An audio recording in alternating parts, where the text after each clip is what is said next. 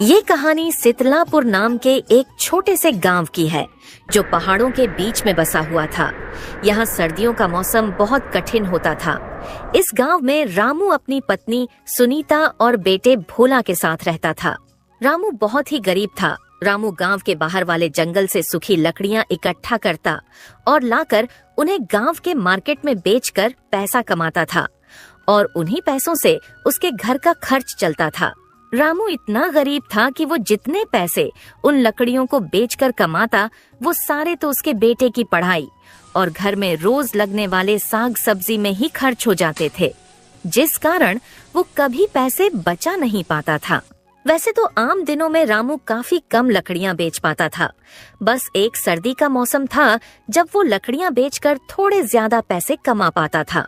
रामू की पत्नी सुनीता घर संभालने का काम करती थी और रामू का बेटा भोला पढ़ाई लिखाई में बहुत अच्छा था, लेकिन गरीबी के कारण उनका जीवन कठिन था। गांव में धीरे धीरे अब ठंड बढ़ने लगी थी। ठंड इतनी बढ़ गई थी कि ठंड के कारण गांव के लोगों ने अपने घर से बाहर निकलना भी बहुत कम कर दिया था। ठंड का कहर दिन भर तो रहता ही था, पर रात में तो ठंड अपने चरम सीमा पर पहुंच जाती थी। रात में इतनी ठंडी हवाएं बहने लगती थी कि गांव में कोई भी बिना जलावन जलाए नहीं रह सकता था। पूरे गांव वाले जलावन के लिए मार्केट से मिलने वाली लकड़ियों पर ही निर्भर रहते थे और मार्केट में लकड़ियां केवल जंगल से ही लाया जा सकता था, पर जंगल गांव से काफी दूर था और वहां से लकड़ियां लाना इतना आसान नहीं था। इसी बीच रामू के घर पर रामू जलावन जलाकर अपनी पत्नी से बात करता है। सुनीता, मैं कुछ सोच रहा हूँ। बोलिए जी, आप क्या सोच रहे हो? सुनीता, तुम तो देख ही रही हो कि इस साल गांव में बहुत ज्यादा ही ठंड हो रही है, तो मेरे हिसाब से तो ये पैसे कमाने का बहुत मस्त मौका आया है। सोच रहा हूँ इस बार मैं जंगल में जाकर बहुत सारी सूखी लकड़ी लाकर बेच दूंगा, जिससे हमारे पास काफी पैसे आ जाएंगे। और ठंडी इतनी है कि मेरे हिसाब से सारी लकड़ियां हाथों हाथ बिक जाएंगी। और इस बार जो मैं पैसे कमाऊंगा उनमें से कुछ पैसे अपने भोला की आगे की पढ़ाई के लिए बचा लेंगे, ताकि हमें भविष्य में उसकी पढ़ाई के लिए पैसों की चिंता ना हो। पर इस बार ठंडी बाकी समय से कुछ ज्यादा ही है, तो आप इतनी ठंड में कैसे लकड़ियां लेने जाओगे? आपको कहीं ठंड लग गई तो पैसे कमाने की जगह आपकी तबीयत खराब हो जाएगी। नहीं सुनीता, मुझे कुछ नहीं होगा, तुम मेरी चिंता मत करो। यही अच्छा मौका है खूब सारे पैसे कमाने के लिए। क्या पता फिर ऐसा मौका मिले ना मिले। ठीक है, जैसा आपको सही लगे, पर अपना ख्याल रखना।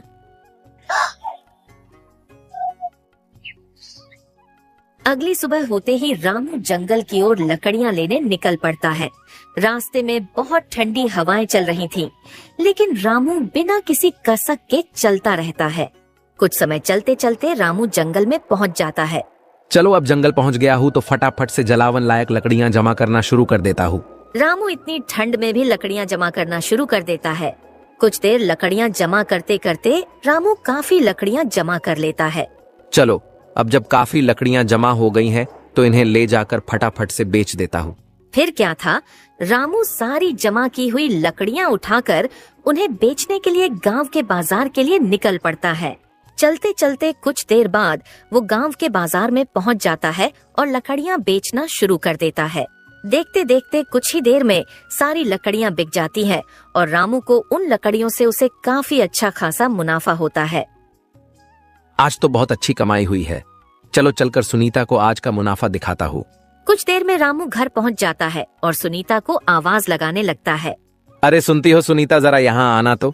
रामू की आवाज सुनकर सुनीता तो नहीं आती है, पर उसका बेटा भोला वहाँ आ जाता है। भोला बेटा, तुम्हारी माँ कहाँ है? जरा जाओ और अपनी माँ को बुलाकर ले आओ। पिताजी, माँ तो रसोई घर में है और जलावन जला रही है। रुको, मैं उन्हें अभी बुलाकर लाता हूँ। नहीं बेटा, रहने दो। तुम्हारी माँ कुछ काम कर रही है तो करने दो, वो थोड़ी देर में आ जाएंगी। क्या हुआ पिताजी, आप बहुत खुश लग रहे हो, कोई खास बात है क्या? नहीं बेटा, ऐसी कोई खास बात तो नहीं है, बस आज लकड़ियां बेचकर बहुत मुनाफा हुआ है। क्या कहा पिताजी? मतलब आप इतनी ठंड में भी बाहर गए थे लकड़ियां बेचने, आपको ठंड नहीं लगी क्या? बेटा, ठंड तो बहुत लग रही थी, पर एक यही तो मौसम है जिसमें लकड़ियां बेचकर कुछ कमाई हो पाती है। नहीं तो बाकी दिनों में तो घर के राशन के पैसे जमा करना भी कभी कभी भारी पड़ जाता है। और इस बार तो मैंने सोच लिया है कि मैं और ज्यादा मेहनत करूंगा ताकि कुछ पैसे ज्यादा जमा कर लूं ताकि तुम्हारे आगे की पढ़ाई के लिए हमें किसी से पैसे मांगने की नौबत ना आए। पर पिताजी, मेरे पढ़ाई के लिए आप इतनी ठंड में काम कर रहे हो, ये मुझसे देखा नहीं जा रहा है। कल से मैं भी आपके साथ चलूंगा जंगल लकड़ियां लेने। नहीं बेटा, तुम्हें मेरे साथ आने की जरूरत नहीं है। देखो बेटा, मैंने पढ़ाई लिखाई तो की नहीं है, इसीलिए मुझे ये काम करना पड़ रहा है, पर मैं ये नहीं चाहता कि मेरे ही तरह तुम्हें भी ये काम करना पड़े। इसलिए तुम खूब पढ़ो और बड़े अफसर बनो। यहाँ रामू और भोला आपस में बात कर रहे होते हैं, तभी वहाँ सुनीता आ जाती है। अरे आप आ गए, रुकिए मैं अभी जलावन की लकड़ियाँ लेकर आती हूँ। सुनीता रसोई घर की तरफ जलावन की लकड़ियाँ लेने चली जाती है। सुनीता जलावन की लकड़ियाँ लाकर उन्हें कमरे में जला देती है। दोनों पति पत्नी बिस्तर पर आराम से बैठकर बातें करने लगते हैं और भोला भी अपने कमरे में पढ़ाई करने चला जाता है। सुनीता, तुम मानोगी नहीं, ठंड के कारण आज मैं जो लकड़ियां बेचने बाजार गया था वो बस कुछ चंद मिनटों में ही बिक गई और उन्हें बेचकर मुझे बहुत मुनाफा हुआ है। ऐसे ही अगर मेरी लकड़ियां बिकी तो हमारे पास बहुत पैसे हो जाएंगे, जिससे साल भर के लिए मैं कोई नया धंधा भी कर सकूंगा। हाँ, आपका कहना सही है, पर अभी तो ठंड का मौसम शुरू हुआ ही है। इसमें इतनी ठंड पड़ रही है तो सोचिए आगे कितनी ठंड बढ़ जाएगी। सुनीता, अब मुझे कोई ठंड नहीं रोक सकती है। मुझे अब बस ये 4 महीने दबाकर लकड़ियां बेचनी है और खूब पैसे कमाना है, ताकि मैं मेरे भोला को एक बहुत बड़ा अफसर बना सकूं। हाँ ठीक है, पर जरा अपने सेहत का भी ख्याल रखा कीजिए, कहीं ठंड लग गई तो लेने के देने पड़ जाएंगे।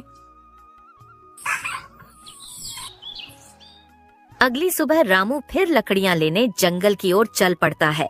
चलते चलते रामू गांव के बाहर पहुंच जाता है, पर आज उसे थोड़ा ज्यादा ठंड लग रही थी। बाप रे बाप, आज तो कल के मुकाबले कुछ ज्यादा ठंड लग रही है। चलो, अब गांव के बाहर तो आ गया हूँ, वापस घर तो नहीं जा सकता। आज जैसे तैसे लकड़ियां ले आता हूँ। कल से अपने साथ माचिस लेता चलूंगा, ताकि लकड़ियां इकट्ठा करते वक्त कुछ लकड़ियां पास में जला सकूं। रामू फिर से जंगल की तरफ चल पड़ता है। वह जंगल पहुंचकर फिर से लकड़ियां इकट्ठा करने लगता है। कुछ ही देर में वो फिर से काफी लकड़ियां जमा कर लेता है। चलो, आज के लिए बहुत लकड़ियां जमा कर ली हैं। अब जल्दी इन्हें बेचकर घर चलता हूँ, क्योंकि आज ठंड कुछ ज्यादा लग रही है। रामू फटाफट से बाजार पहुंचकर लकड़ियां बेचने लगता है। कल की तरह आज भी उसकी लकड़ियां बहुत जल्दी बिक जाती हैं, जिन्हें बेचकर वो अपने घर के लिए चल पड़ता है। कुछ दिनों तक ऐसा ही चलता रहता है। रामू जंगल से लकड़ियां लाकर उन्हें बाजार में बेचकर बहुत पैसे कमा रहा होता है। पर अब ठंड का मौसम अपने चरम सीमा पर पहुंचने लगा था। रात तो छोड़ो, दिन में भी कोहरा इतना हो जाता था कि दिन में भी लोगों ने घर से निकलना बंद कर दिया था। इसी बीच एक सुबह रामू लकड़ियां लेने जंगल के लिए निकलने वाला होता है, पर निकलने से पहले वो सुनीता को बताकर जाने की सोचता है। इस साल की ठंड अब अपने चरम सीमा पर पहुंच चुकी है। आज देखूंगा तो ज्यादा लकड़ियां जंगल से लाकर बेच दूंगा, ताकि 2-3 दिनों तक मुझे भी घर के बाहर ना निकलना पड़े। चलो, जाने से पहले सुनीता को बताकर जाता हूँ। ज्यादा लकड़ियां इकट्ठा करने में कहीं देर हो गई तो बेचारी मेरे लिए परेशान होगी। सुनीता, सुनती हो? जरा यहाँ आना तो। रामू की आवाज सुनकर सुनीता वहाँ आ जाती है। क्या हुआ जी, आपने मुझे बुलाया क्या? हाँ सुनीता, मैं लकड़ियां लेने जंगल जा रहा था, तो सोचा तुम्हें बोलता चलूं। क्या कहा? आप लकड़ियां लेने जंगल जा रहे हो, और वो भी ऐसे कड़कती ठंड में? कहीं आप अपना होश गवा बैठे हो क्या? एक बार घर के बाहर जाकर देखो। ठंड के वजह से कोई घर के बाहर नहीं निकल रहा है। लोगों की ठंड के कारण हालत खराब, तो वो लोग तो लकड़ियां लेने भी नहीं आते। हाँ सुनीता, मुझे भी इस बात का अंदेशा है कि ठंड बहुत ज्यादा ही बढ़ गई है, पर आज मैं भी ज्यादा लकड़ियां लेकर आऊंगा जंगल से, ताकि मुझे भी 2-3 दिन घर से बाहर ना निकलना पड़े। और अब से लकड़ियां भी मैं बाजार की जगह अपने घर से बेचना शुरू करूंगा, ताकि मैं जंगल से लकड़ियां सीधा घर ले आऊं बिना बाजार में रुके। ये तो अच्छा रहेगा, पर ठंड बहुत है जी, अपना थोड़ा ज्यादा ध्यान देना। हाँ सुनीता, तुम मेरी फिक्र मत करो। मैं अपने लकड़ियां इकट्ठा करने की जगह पर अब कुछ लकड़ियां जला लेता हूँ, ताकि समय समय पर मैं गर्माहट ले सकूं। फिर क्या था, रामू लकड़ियां इकट्ठा करने जंगल की ओर निकल पड़ता है। इस बार रामू ज्यादा लकड़ियां इकट्ठा करने की सोच से आया था, इसलिए वो बहुत देर तक लकड़ियां इकट्ठा करने लगता है।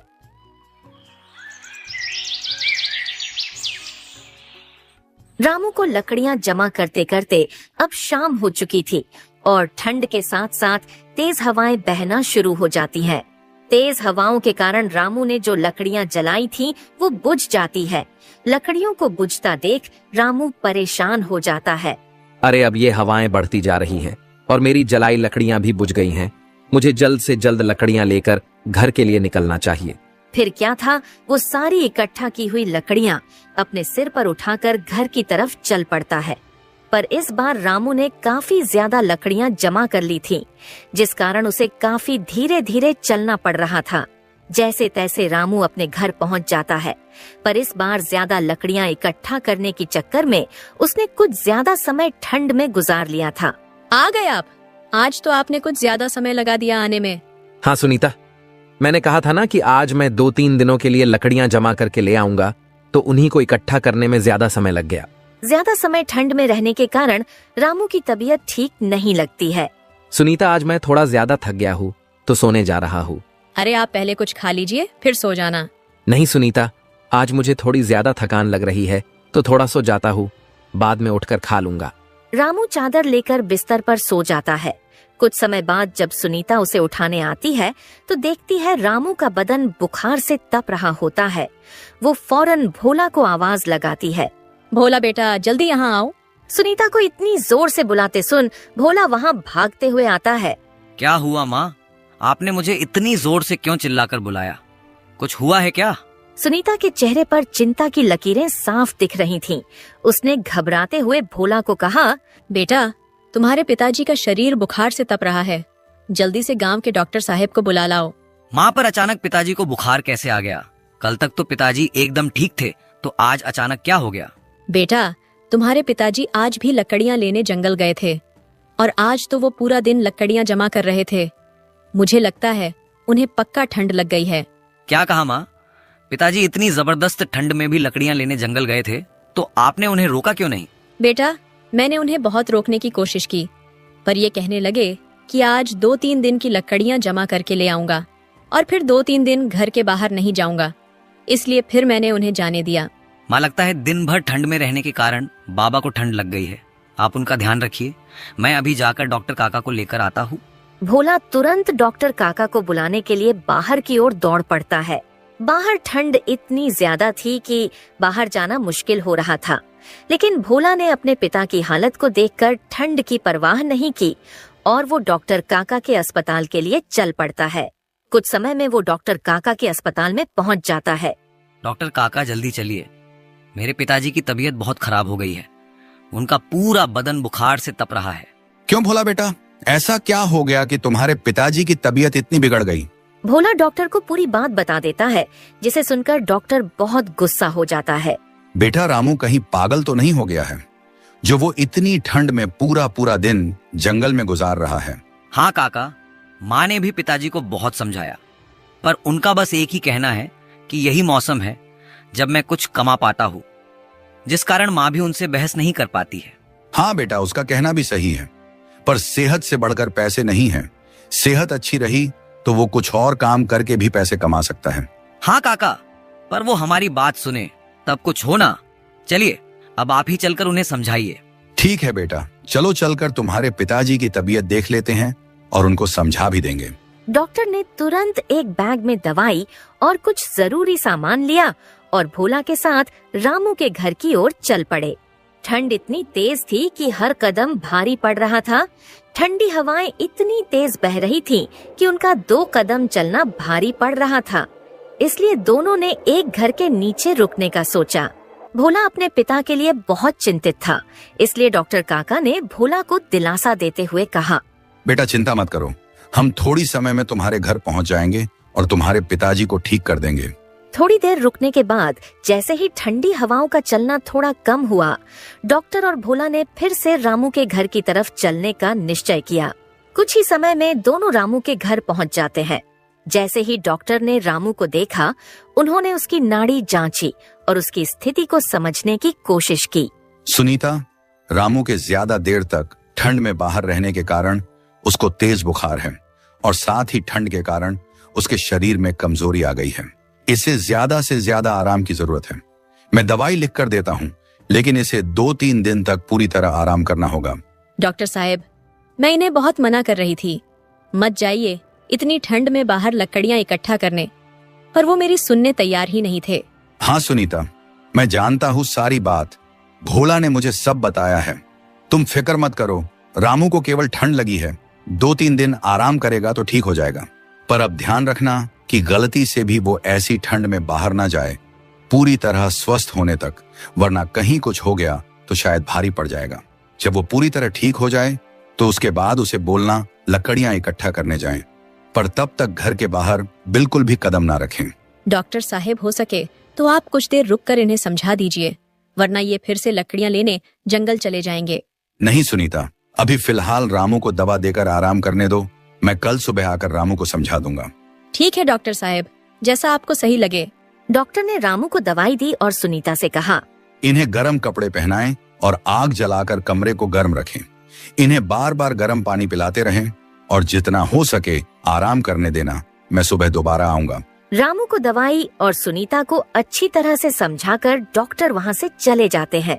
डॉक्टर के जाने के बाद सुनीता ने रामू का ख्याल रखना शुरू किया। उसने भोला को भी कहा, बेटा, तुम अपने पिता के पास बैठो, मैं कुछ गर्म कपड़े लेकर आती हूँ। ठीक है माँ, आप पिताजी के लिए गर्म कपड़े लेकर आइए, तब तक मैं पिताजी का ख्याल रखता हूँ। रामू बिस्तर पर लेटे लेटे सुनीता और भोला की बातें सुन रहा था। उसे एहसास हो रहा था कि उसने अपनी सेहत के साथ कितना बड़ा खिलवाड़ किया। उसने भोला को पुकारा, भोला बेटा, मेरे पास आना तो जरा। जी पिताजी, बोलिए, कुछ चाहिए क्या? बेटा, मैंने सोचा था कि ज्यादा पैसे कमाकर तुम्हारी पढ़ाई के लिए बचत कर लूं, लेकिन मैं यह भूल गया कि अगर मेरी सेहत ही ठीक नहीं रही तो मैं तुम्हारे लिए कुछ भी नहीं कर पाऊंगा। पिताजी, आपको मेरी पढ़ाई की इतनी चिंता नहीं करनी चाहिए। मुझे आपकी सेहत की ज्यादा फिक्र है। आप मेरे साथ रहेंगे, यही मेरे लिए सबसे बड़ी बात है। भोला की ऐसी बातें सुनकर रामू भावुक हो जाता है और उठकर बैठ जाता है। रामू की आंखों में आंसू आ गए। उसने भोला को कहा, बेटा, तुमने मुझे आज सिखाया कि परिवार की खुशी और सेहत सबसे जरूरी है।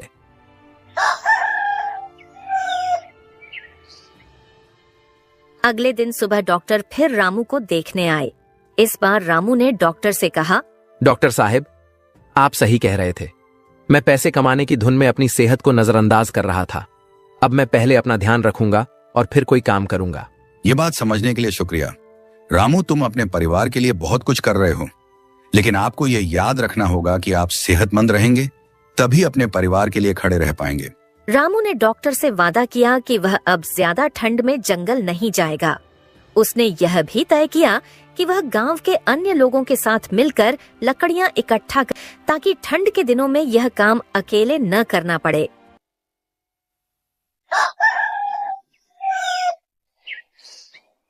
धीरे धीरे रामू की तबीयत ठीक होने लगी। उसने गांव के कुछ और गरीब लोगों को अपने साथ जोड़ लिया और एक नई योजना बनाई। रामू ने गांव के लोगों से बात की और उन्हें बताया कि वह एक सामूहिक जलावन स्टोर खोलना चाहता है, जहां गांव के हर घर से थोड़ा योगदान लिया जाएगा और बदले में सभी को ठंड के दिनों में लकड़ियां मिलेंगी। यह विचार सभी को पसंद आया। गांव के लोग रामू की मदद करने के लिए तैयार हो गए। रामू और गांव के दूसरे लोग मिलकर जंगल से लकड़ियां लाने लगे। इस सामूहिक प्रयास से किसी एक व्यक्ति पर ज्यादा बोझ नहीं पड़ा। इस पहल ने गांव के लोगों की जिंदगी बदल दी। अब हर घर में लकड़ियां उपलब्ध थीं और कोई भी व्यक्ति ठंड में बाहर जाने को मजबूर नहीं था। रामू और उसके परिवार ने इस योजना से न सिर्फ अपनी बल्कि पूरे गांव की मुश्किलें हल कर दी। रामू के बेटे भोला ने भी यह देखकर सीखा कि कैसे कठिनाई के समय में एकजुटता से बड़ा काम हल हो सकता है। धीरे धीरे ठंड का मौसम खत्म हो गया। रामू ने जो पैसे बचाए थे उनसे उसने भोला की पढ़ाई के लिए निवेश किया और गांव के लिए एक नई उम्मीद की मिसाल बन गया। इस तरह ठंड का कहर, जो कभी रामू के लिए एक चुनौती था, वह उसकी मेहनत और बुद्धिमानी से एक अवसर में बदल गया। दोस्तों, इस तरह की और शानदार कहानियाँ देखने के लिए हमारे इस चैनल को जल्द से जल्द सब्सक्राइब करें।